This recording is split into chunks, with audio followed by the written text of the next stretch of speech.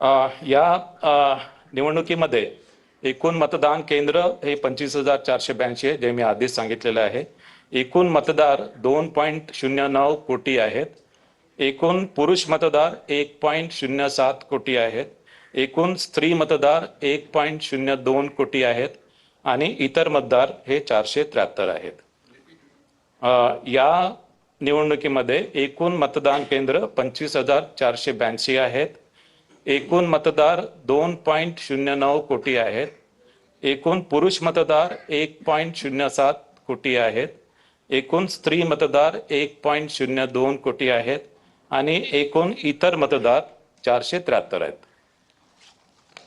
ज्या जागांसाठी निवडणूक घ्यायची आहे त्यामध्ये 12 जिल्हा परिषदमध्ये एकूण 731 निवडणूक विभाग आहेत, म्हणजे 731 जिल्हा परिषद सदस्य निवडून द्यायचे आहेत. त्यामध्ये महिलांसाठी 369 जागा आहेत. अनुसूचित जातीसाठी 83 जागा आहेत. अनुसूचित जमातीसाठी 25 जागा आहेत आणि नागरिकांचा मागास प्रवर्ग यासाठी 191 जागा आहेत. ज्या पंचायत समिती जागांसाठी ही निवडणूक आहे त्या एकूण पंचायत समिती आहे 125 आणि एकूण जागा म्हणजे एकूण पंचायत समिती सदस्य 1462 निवडून द्यायचे आहेत. ज्यामध्ये महिलांसाठी 731 जागा आहेत. अनुसूचित जातीसाठी 166 जागा आहेत. अनुसूचित जमातीसाठी 38 जागा आहेत. नागरिकांचा मागास प्रवर्गासाठी 342 जागा आहेत. यानंतर मी हा निवडणुकीचा कार्यक्रम घोषित करतो आहे. जिल्हा परिषद व पंचायत समिती 12 जिल्हा परिषद आणि 125 पंचायत समितींचा निवडणुकांचा कार्यक्रम. जिल्हाधिकाऱ्यांकडून निवडणूक कार्यक्रमाच्या सूचनेची प्रसिद्धी 16 जानेवारी 2026. नामनिर्देशन पत्र स्वीकारणे. नामनिर्देशन पत्र स्वीकारणे 16 जानेवारी 2026 ते 21 जानेवारी 2026. नामनिर्देशन पत्राची छाननी. नामनिर्देशन पत्राची छाननी 22 जानेवारी 2026. उमेदवारी माघारीची अंतिम मुदत.